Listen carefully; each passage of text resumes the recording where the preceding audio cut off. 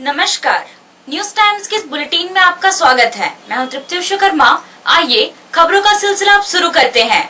उपायुक्त अरवा राजकमल ने आगामी 25 जनवरी को राष्ट्रीय मतदाता दिवस के उपलक्ष्य पर आयोजित होने वाले कार्यक्रमों की तैयारी को लेकर बैठक की। प्रति वर्ष की भांति इस वर्ष भी 25 जनवरी को जिले में राष्ट्रीय मतदाता दिवस का आयोजन कोरोना प्रोटोकॉल का पालन करते हुए किया जाएगा। जिला स्तरीय कार्यक्रम पिल्लई हॉल में होगा।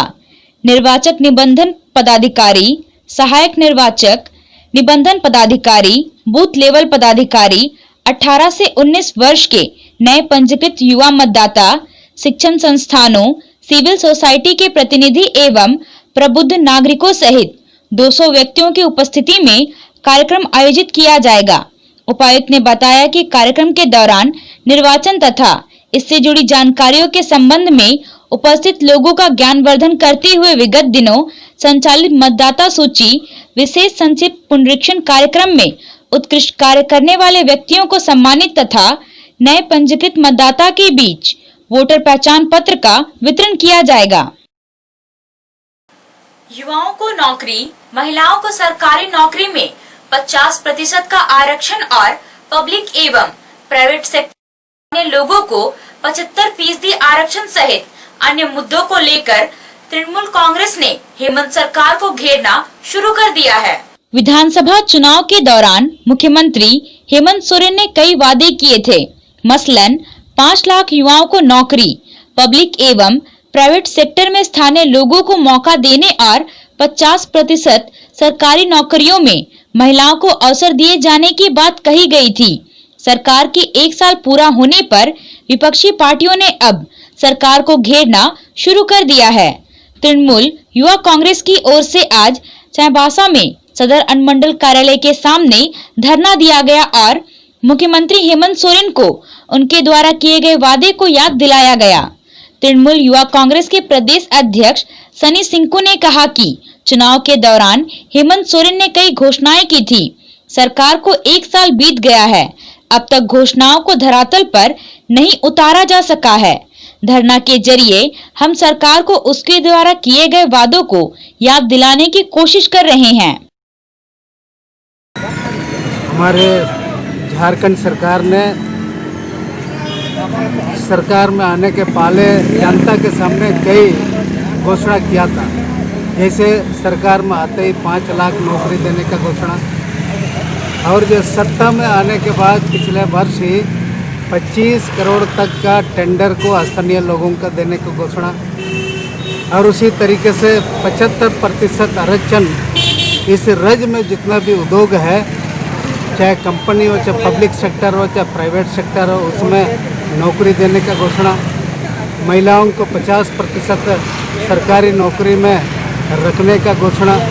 तो 1 साल बीत गया तो फिर जो है अब तक उन घोषणाओं को स्वरूप नहीं दिया जा सका। तो हम लोग सरकार को ध्यान आकृष्ट करने के लिए जिला तृणमूल युवा कांग्रेस के तत्वाधान में हम लोगों ने धरना प्रदर्शन का आयोजन किया है।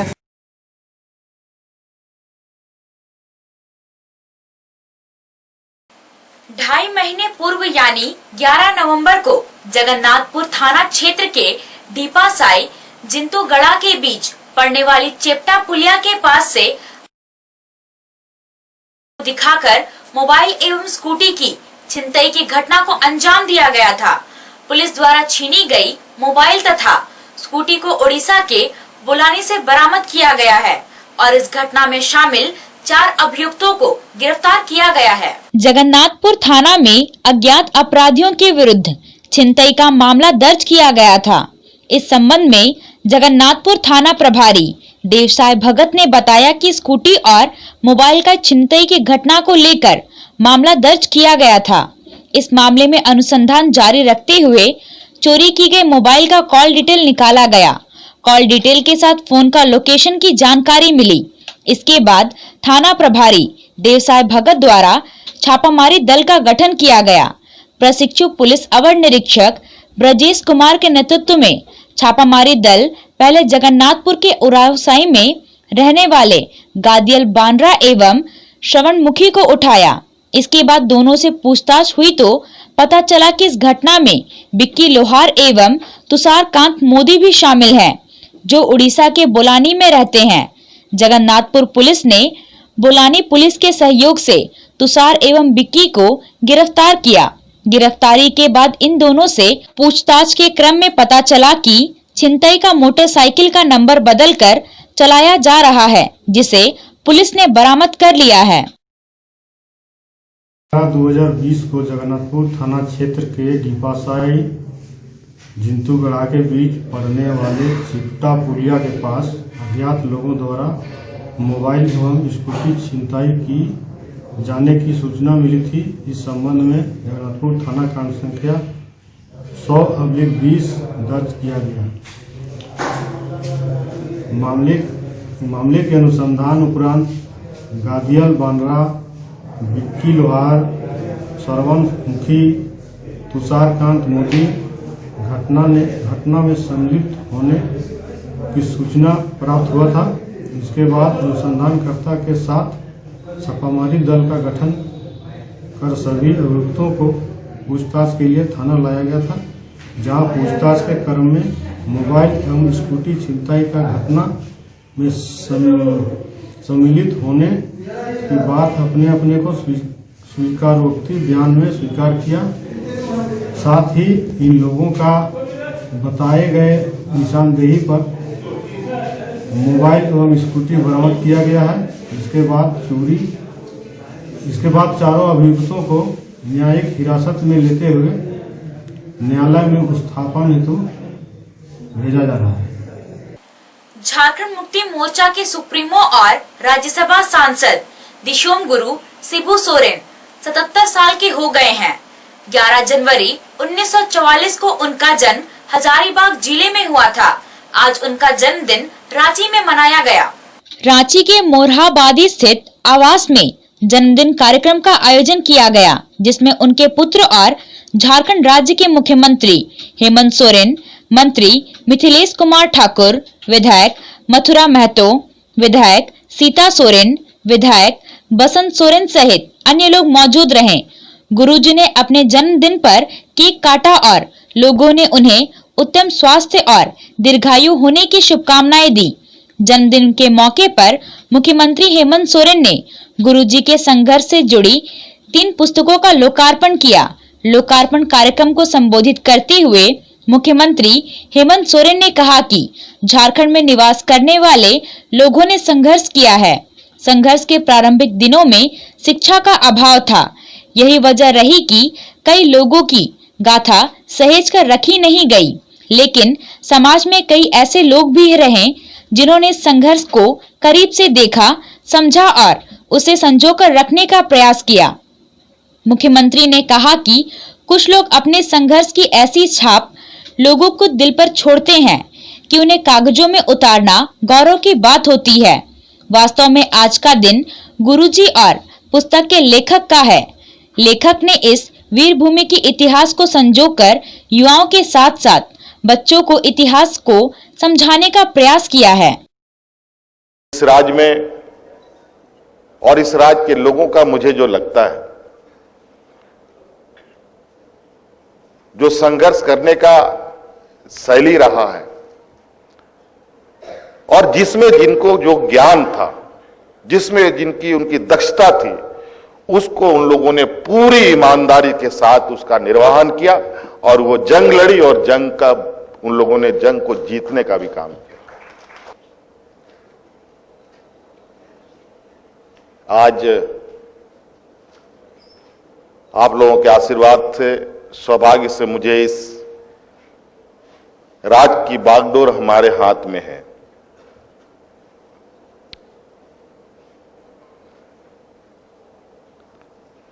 और मैं आज इस राज्य की आंतरिक क्षमता और बाह्य क्षमता को भी बहुत करीब से देख रहा हूं और ये एक प्रयास भी हमारा है कि जिस सपना उद्देश्य के साथ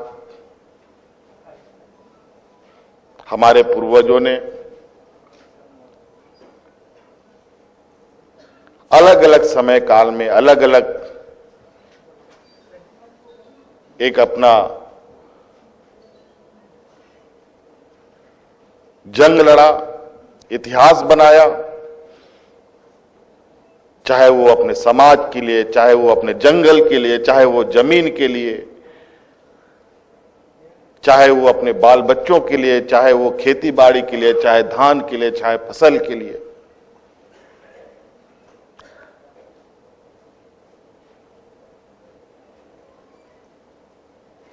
वो सपना को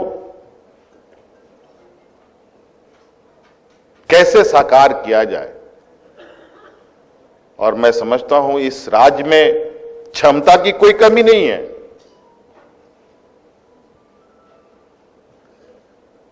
अगर कमी है तो सिर्फ एक चीज की कमी है, वो चेतना की कमी।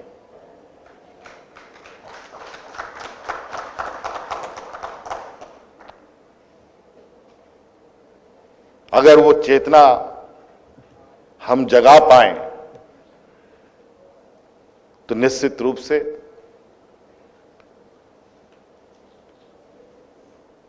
मैं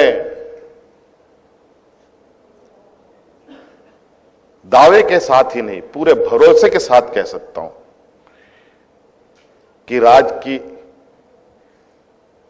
आने वाले समय में जो आंतरिक और बाह्य क्षमता है वो ऐसी होगी जो देश के अग्रणी राज्यों में से, जिनको हम कहते हैं, शायद उससे आगे भी जा सकते हैं। दिशोम गुरु शिबू सोरेन ने कहा कि पुस्तक में महाजनी आंदोलन के संबंध में लिखा गया है। इस प्रथा का अंत भी हुआ है। झारखंड अलग राज्य के लिए आंदोलन किया और आज हम सब झारखंड अलग राज्य में हैं, लेकिन अभी तक आदिवासियों, किसानों और मजदूरों को लाभान्वित नहीं किया जा सका है। गुरुजी ने आंदोलन के समय की बातों को लोगों से साझा किया। दिशोम गुरु शिबू सोरेन की जीवन पर आधारित पहली पुस्तक दिशोम गुरु शिबू सोरेन जो हिंदी में है, दूसरी पुस्तक ट्राइबल हीरो शिबू सोरेन जो अंग्रेजी में है और तीसरी पुस्तक सुनो बच्चों आदिवासी संघर्ष के नायक शिबू सोरेन की गाथा है।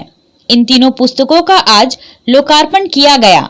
पुस्तक लोकार्पण के मौके पर मंत्री चंपाई सोरेन, रामेश्वर उरांव, मिथिलेश कुमार ठाकुर, बन्ना गुप्ता, बादल पत्रलेख, सत्यानंद भोक्ता और पुस्तक के लेखक अनुज कुमार सिन्हा एवं डॉक्टर पीयूष कुमार मौजूद रहे। झारखंड विधानसभा की पर्यावरण एवं प्रदूषण नियंत्रण समिति की सभापति सविता महतो और सदस्य बंधु तिर्की को पश्चिमी सिंहभूम जिला कांग्रेस कमेटी के कार्यकारी अध्यक्ष रंजन बोपाई की ओर से 10 सूत्री मांग पत्र सौंपा गया। कांग्रेस जिला अध्यक्ष ने जिला के खनन प्रभावित और गैर खनन प्रभावित क्षेत्रों में होने वाले प्रदूषण को नियंत्रित करने और वैकल्पिक व्यवस्था मुहैया कराने सहित अन्य की मांग की है। भारतीय जनता पार्टी की ओर से झारखंड के पहले मुख्यमंत्री और भाजपा विधायक दल के नेता बाबूलाल मरांडी का जन्मदिन मनाया गया। भाजपा के कार्यकर्ताओं ने शहर के पोस्ट ऑफिस चौक पर केक काटकर बाबूलाल मरांडी का जन्मदिन मनाया। इस दौरान लोगों के बीच केक और मिठाई का वितरण किया गया। रोटरी इंटरनेशनल के डिस्ट्रिक्ट गवर्नर राजन गंडोत्रा 2 दिवसीय दौरे पर चाईबासा पहुंचे। यहाँ रोटरी क्लब चाईबासा ने उनका स्वागत किया। गवर्नर की पत्नी अंजू और सहायक गवर्नर के बख्शी भी साथ रहे। रोटरी इंटरनेशनल के डिस्ट्रिक्ट गवर्नर ने एक स्थानीय होटल में क्लब के सदस्यों के साथ बैठक की। इस दौरान रोटरी क्लब चाईबासा की अध्यक्ष डॉक्टर वीना मुंद्रा और सचिव हीना ठक्कर ने क्लब द्वारा किए जा रहे कार्यों और पूर्व में किए गए कार्यों के बारे में जानकारी दी। कार्यक्रम को संबोधित करते हुए डिस्ट्रिक्ट गवर्नर ने कहा कि इस वर्ष कोरोना काल में मानवीय कार्य को हम थोड़ा पीछे रह गए हैं, लेकिन हमने जरूरतमंद लोगों की कई तरह से मदद की है। 2 दिवसीय दौरे पर पहुंचे डिस्ट्रिक्ट गवर्नर ने रोटरी क्लब चाईबासा द्वारा पामपाड़ा गांव में बनवाए गए सार्वजनिक पंचशाला, इंजीनियरिंग कॉलेज में प्लांटेशन प्रोजेक्ट, महिला कॉलेज और बड़ी बाजार में वाटर प्रोजेक्ट और रोटरी वाटिका का भी निरीक्षण किया। इन प्रोजेक्ट को देखकर वह काफी प्रभावित हुए। उन्होंने कहा कि चाईबासा क्लब बहुत ही अच्छा कार्य कर रहा है, यह जज्बा बनाए रखें। पूर्व प्रधानमंत्री भारत रत्न लाल बहादुर शास्त्री की पुण्यतिथि पर कांग्रेसियों ने उन्हें याद किया। कांग्रेस भवन में श्रद्धांजलि कार्यक्रम का आयोजन किया गया। इस दौरान उनके द्वारा किए गए कार्यों को याद किया गया। पूर्व प्रधानमंत्री लाल बहादुर शास्त्री ने ही 26 जनवरी 1965 को जय जवान जय किसान का नारा दिया था। 2 अक्टूबर 1904 को एक मध्यम वर्गीय परिवार में जन्मे लाल बहादुर शास्त्री अपनी प्रतिभा के बल पर देश के प्रधानमंत्री बने और अपनी कार्यशैली के बदौलत एक अमिट छाप छोड़ी। जल जीवन मिशन पर एक दिवसीय उन्मुखीकरण कार्यशाला का आयोजन किया गया। इस मिशन के तहत हर घर को नल जल से जोड़ा जाना है ताकि जल की बर्बादी को रोका जा सके और सभी लोगों को पीने का शुद्ध जल मिल सके। यूनिसेफ की सहयोगी संस्था सर्व सेवा समिति की ओर से आयोजित उन्मुखीकरण कार्यशाला में पश्चिमी सिंहभूम जिले के उपायुक्त अरवा राजकमल भी शामिल हुए। उपायुक्त ने कहा कि जल जीवन मिशन के तहत जनप्रतिनिधियों के लिए भी कार्यशाला आयोजित कर देना अति महत्वपूर्ण है ताकि उनके द्वारा आम जनों को स्वच्छ जल उपयोग करने हेतु जागरूक किया जा सके। जिले के छोटे छोटे टोलों को चिन्हित किया जाए जिससे हर घर में नल के माध्यम से जल पहुंचाने की केंद्र और राज्य सरकार की मंशा पूरी हो सके। उपायुक्त ने कहा कि जिले के विद्यालयों, स्वास्थ्य केंद्रों और पंचायत भवनों को प्रमुखता देते हुए प्रथम चरण में ही जल का संयोजन किया जाए। उन्मुखीकरण कार्यक्रम के दौरान पेयजल एवं स्वच्छता विभाग के पदाधिकारियों द्वारा बताया गया कि 2024 तक हर घर को नल से जोड़ने का लक्ष्य है। अभी के लिए बस इतना ही। कुछ और खबरों के साथ हम फिर हाजिर होंगे। तब तक न्यूज टाइम्स की पूरी टीम को दीजिए इजाजत। नमस्कार।